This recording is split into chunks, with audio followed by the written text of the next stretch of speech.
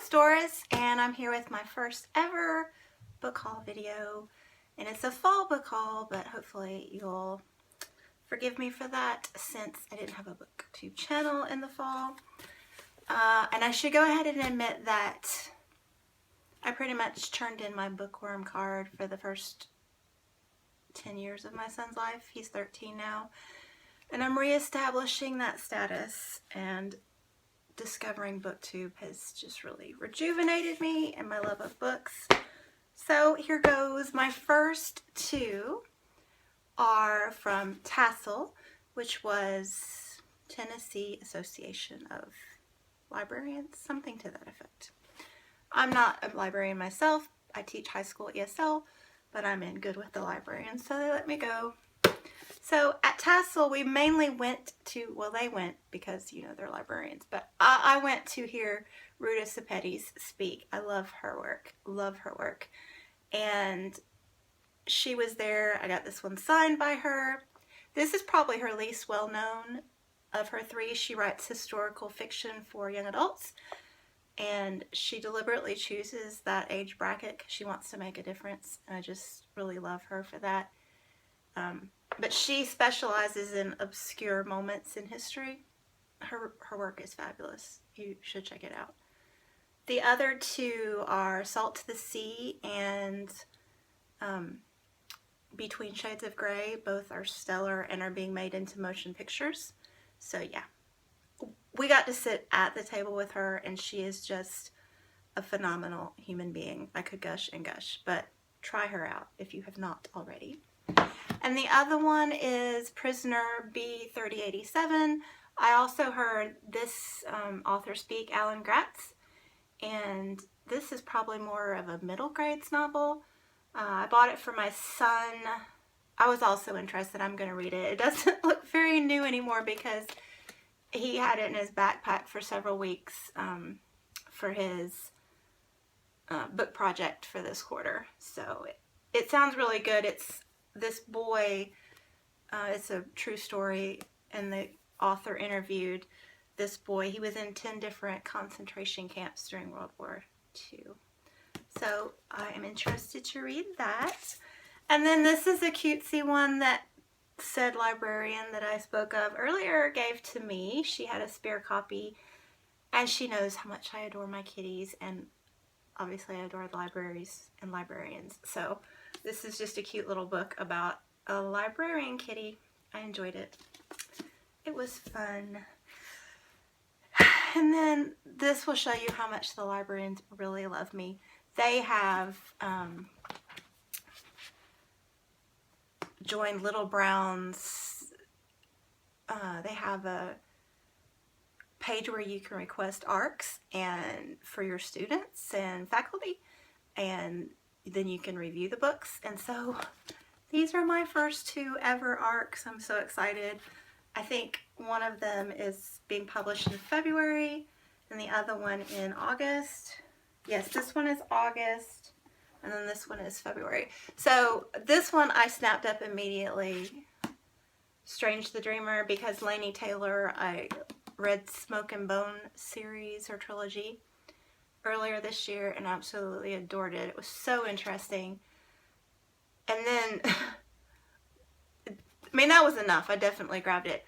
But the back of this, it says, the aftermath of a war between gods and men, a mysterious city stripped of its name, a mythic hero with blood on his hands, a young librarian with a singular dream, a girl every bit as dangerous as she is in danger, alchemy and blood candy, nightmares and godspawn, moths and monsters, friendship and treachery, love and carnage. Welcome to Weep. Oh my gosh, I can't wait.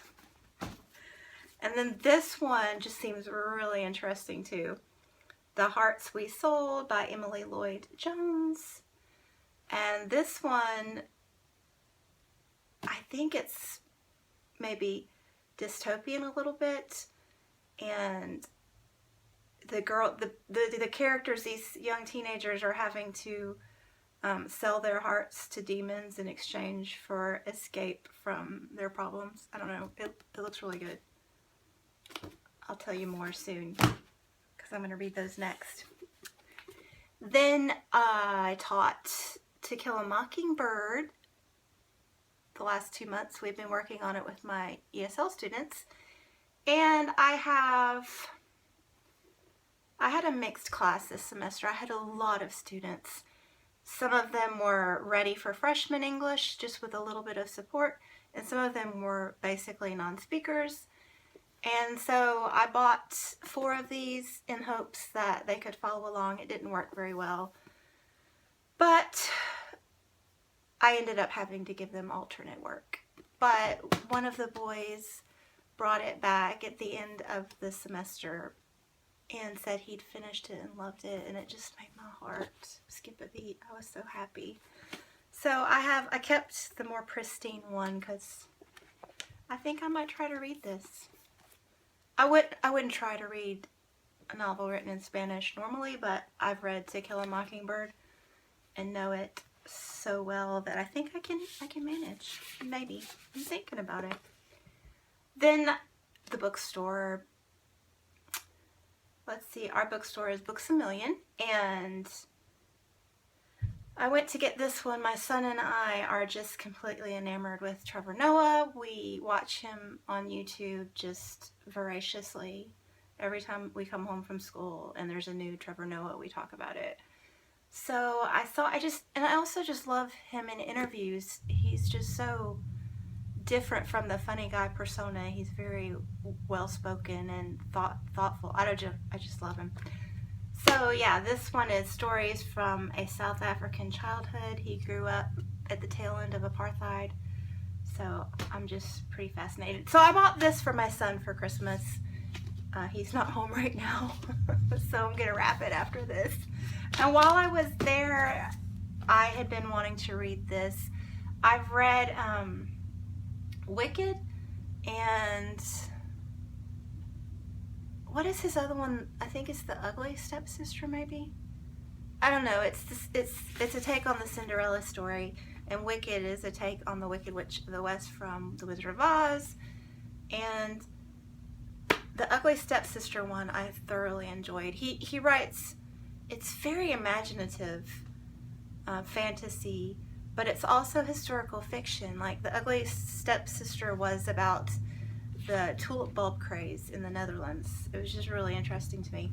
And I just love his style of writing. Wicked, I didn't enjoy the story so much. I think there was a lot I would need to study and learn, and I don't have time for that right now. I think it would be a really neat book to read with people who knew what they were talking about. But I love his writing. So I saw this one after Alice, and I've been wanting to read it, and it happened to be on display, and I just snatched it up while I was Christmas shopping. And then just 2 more random ones from this fall. I absolutely could not resist a new Harry Potter story. You obviously know by now that most of us don't think it's nearly as riveting as the first 7. And it's written as a play. I think it would be better to see as the play, but anyway, I enjoyed reading it at least, and I'm pretty sure that I'm going to impulse buy Fantastic Beasts soon. Well, it's not impulse buy if I'm thinking about it, is it? But anyway, that book is just so pretty, and the movie was fabulous, so I think I want to have the whole collection. And then Colson Whitehead, The Underground Railroad. I saw this on BookTube quite a bit, and I really like this genre, and I love this cover, and I just wanted it, and I just bought it. Yay. So those are my fall books. Thanks for watching, and I will be back soon, maybe tomorrow, because today's the last day of Cremathon, and I've actually done quite well, and I'm hoping to finish off one more book tonight. So yeah, I think I'll be back tomorrow. I'll see you then. Bye.